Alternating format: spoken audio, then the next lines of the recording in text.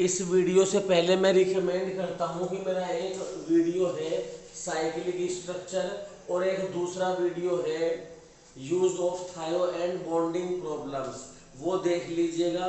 मैं link description में डाल दूंगा। आइए बात करते हैं structure of oxo acids.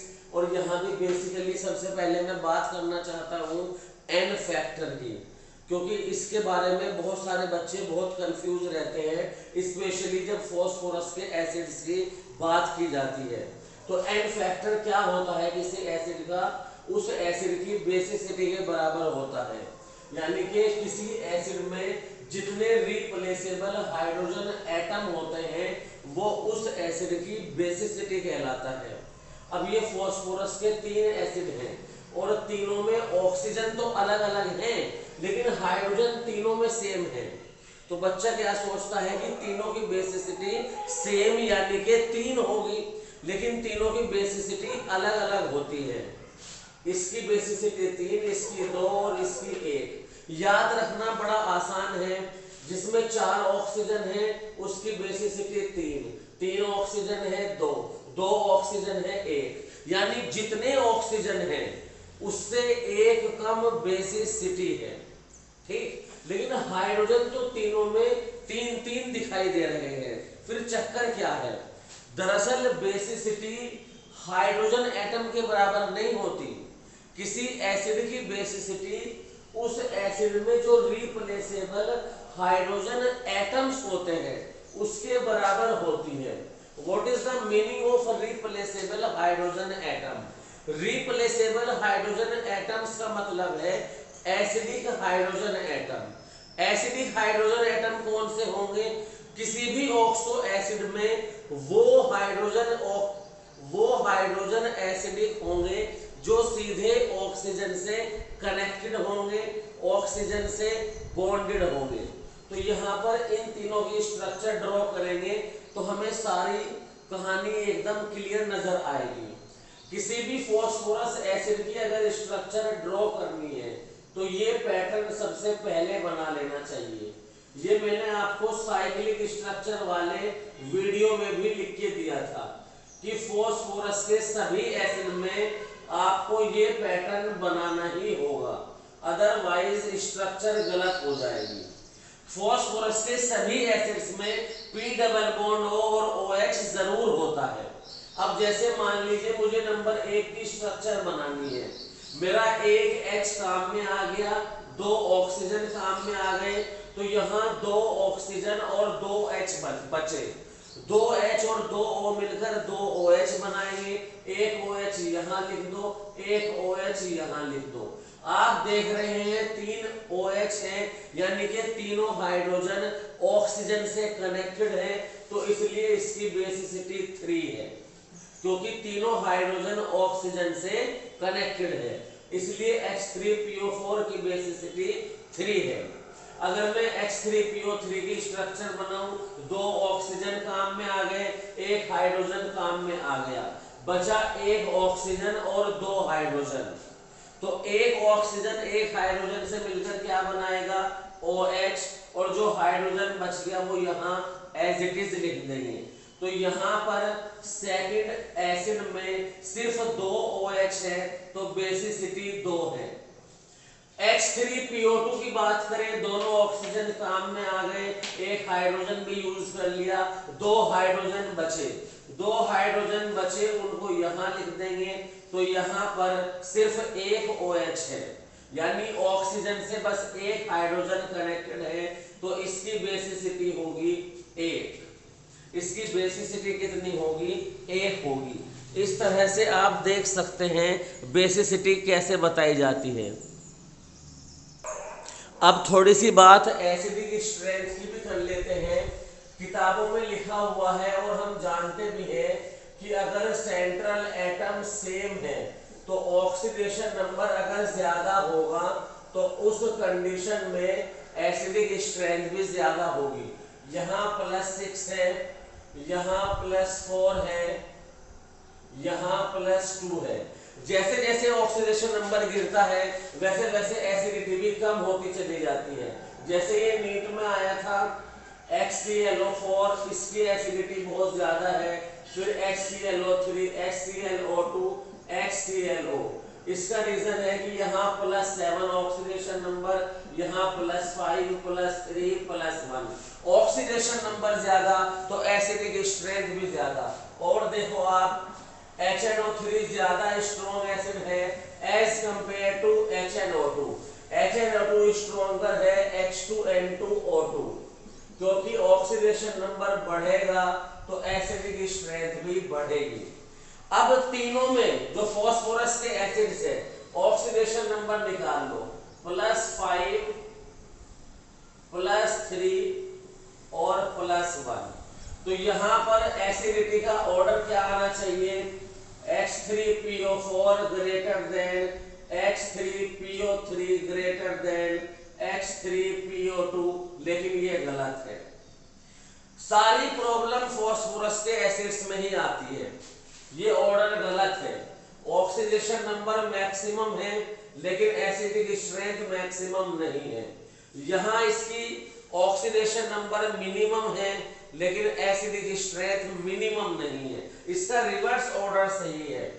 Acidic strength का क्या ऑर्डर आएगा, H3PO2 greater than H3PO3 greater than H3PO4, ये ऑर्डर आएगा। अब इसको कैसे एक्सप्लेन करें, कैसे समझे?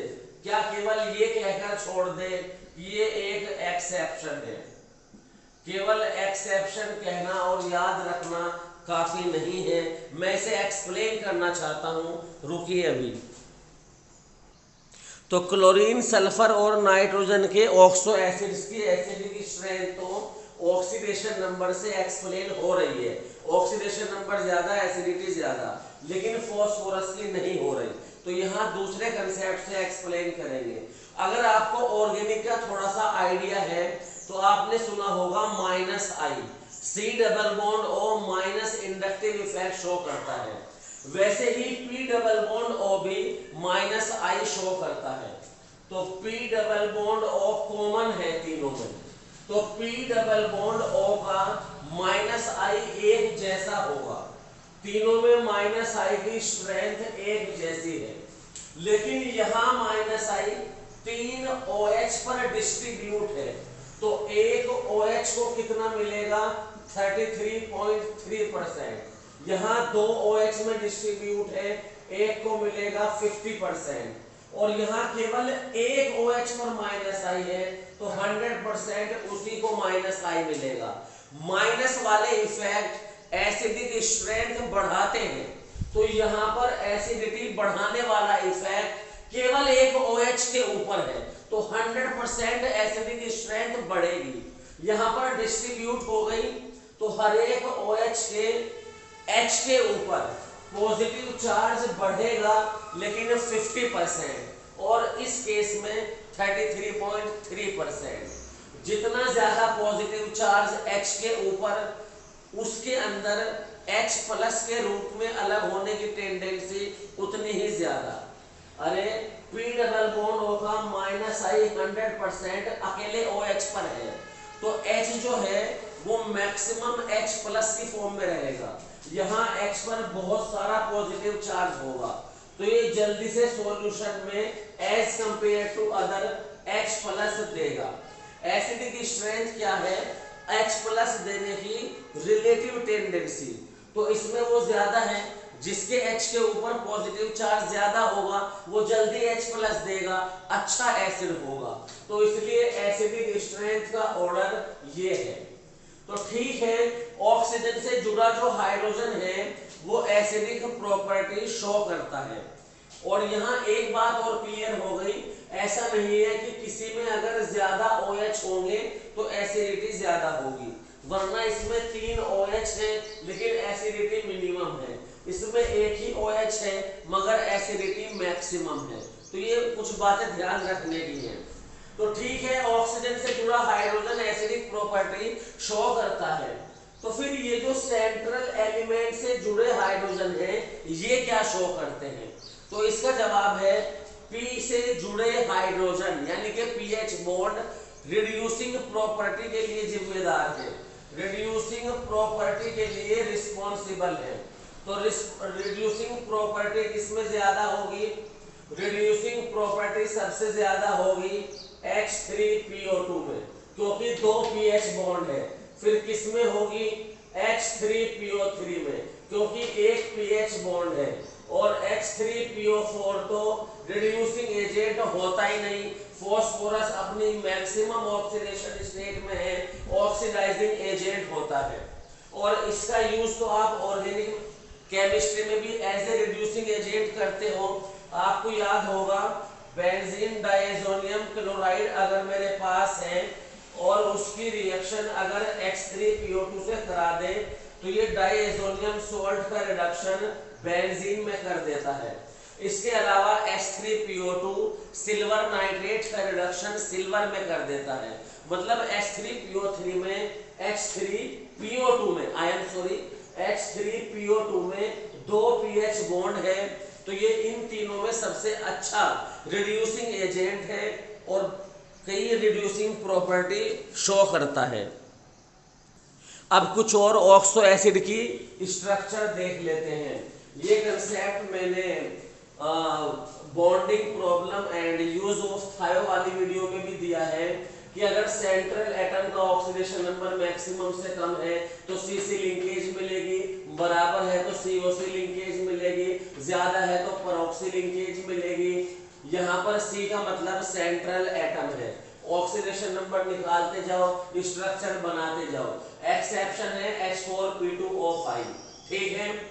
तो यहाँ पर पहले ऑक्सीडेशन नंबर निकाला, 7 दूनी 14 और 4 10, तो ये कितना आया? 5 आया। तो यहाँ पर अगर P की स्ट्रक्चर बनानी है, फॉस्फोरस का एसिड है, तो ये वाला पैटर्न तो भैया फॉलो करना ही पड़ेगा। लेकिन ऑक्सीडेशन नंबर कितना है? +5, यानी कि मैक्सिमम के बराबर है, तो POP लिंकेज मिलेगी और ये पैटर्न फॉलो करना पड़ेगा। 2 और 1 3 और 1 4 वैलेंसी पूरी, तो 1 वैलेंसी यहाँ ऐसे दिखा दी। अब क्या करेंगे? 2H काम में आ गए, 1 2 3 4 5 ऑक्सीजन काम में आ गए, तो 2H बचे, 2O बचे, तो 2H और 2O मिलकर 2OH बना देंगे और ये स्ट्रक्चर होगी H4P2O7 की। यहाँ P का ऑक्सीडेशन नंबर निकाला, 6 दूनी 12 4 8, ये आया +4। तो इसका मतलब PP लिंकेज होगी, P को P से कनेक्टेड कर दो। ये पैटर्न तो फॉलो करना ही पड़ेगा, ये पैटर्न तो हर हाल में फॉलो करना ही पड़ेगा अगर फॉस्फोरस का एसिड बनाना है तो। हाइड्रोजन के 2 काम में आ गए, 2 रह गए, 1 2 3 4 ऑक्सीजन काम में आ गए, 2 रह गए, 2H 2O मिलकर 2OH बनाएंगे। आराम से बिल्कुल ईमानदारी से एक OH दोनों को दिया। H4P2O5 एक्सेप्शन है, ऑक्सीडेशन नंबर 5 दूनी 10 में 3 है, तो यहाँ पर PP लिंकेज होनी चाहिए थी, लेकिन एक्चुअली POP लिंकेज होती है। पैटर्न तो यही फॉलो करना पड़ेगा, पैटर्न तो अगर फॉस्फोरस का एसिड है तो यही फॉलो करना पड़ेगा। तो यहाँ पर 2H बचे हुए हैं, ऑक्सीजन कितने काम में आए? 1 2 3 4 5, पांचों ऑक्सीजन काम में आ गए, तो बचे क्या? 2H, 1H यहाँ लगा देंगे, 1H यहाँ, तो ये किसकी स्ट्रक्चर हो जाएगी? ये स्ट्रक्चर हो जाएगी H4P2O5 की। ठीक, नंबर 4 पर अगर स्ट्रक्चर बनानी है H4P2O8 की, तो ऑक्सीडेशन नंबर निकालेंगे, 8 दूनी 16 12 6 आया, ये मैक्सिमम से ज्यादा आया, तो कौन सी लिंकेज होगी? POOP, ये लिंकेज होगी। और ये तो फिक्स है, P double bond O single bond OH, ये तो फिक्स है। यहाँ पर एक वैलेंसी, यहाँ पर एक वैलेंसी। अरे फॉस्फोरस 5 बॉन्ड बनाता है ना, तो एक वैलेंसी बच गई। 2H काम में आ गए, 1 2 3 4 5 6 हाइड्रोजन ऑक्सीजन काम में आ गए, तो 2H बचे, 2O बचे, वो मिलकर बनाएंगे 2OH।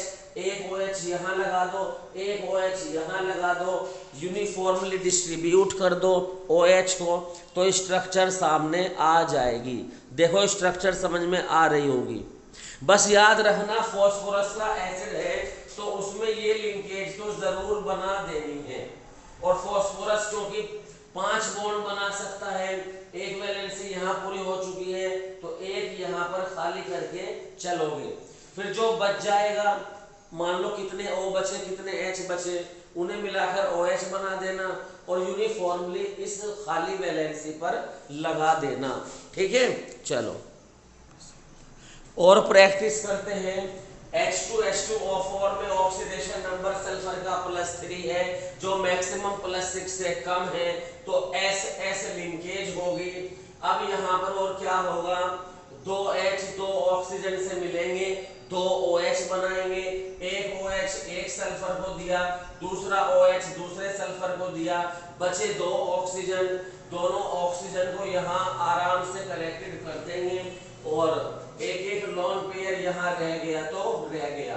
दूसरा यहाँ भी ऑक्सीडेशन नंबर +4 है जो मैक्सिमम से कम है, तो SS लिंकेज आएगी, 2H 2 O से मिलेंगे तो यहाँ पर OH यहाँ पर OH, 2 ऑक्सीजन काम में आ गए, 3 बचे, तो किसी एक सल्फर को 2 ऑक्सीजन दो, किसी एक सल्फर को बचा हुआ 1 दो, उसके पास एक लोन पेयर रह जाएगा। अगर यहाँ पर H2H2O6 की स्ट्रक्चर बनानी है, अब भी +5 है ऑक्सीडेशन नंबर जो मैक्सिमम से कम है, तो अब भी SS लिंकेज आएगी, 2H 2 O से मिलेंगे तो 2 OH बनेंगे और यहाँ पर अब बचे 4 ऑक्सीजन, ईमानदारी से 2-2 ऑक्सीजन दोनों सल्फर को देते चले जाओ। यहाँ पर नंबर 4 आता है H2S2O7, 7 × 14 12 6, ये मैक्सिमम के क्या आ गया, बराबर आ गया। अगर मैक्सिमम के बराबर आ गया प्लस कितना 6, तो उस कंडीशन में कौन सी लिंकेज होगी, SOS लिंकेज होगी। 2H 2 O से मिलेंगे तो 2 OH बना देंगे, बचे कितने 4 O बचे, 2 ऑक्सीजन यहाँ और 2 ऑक्सीजन यहाँ।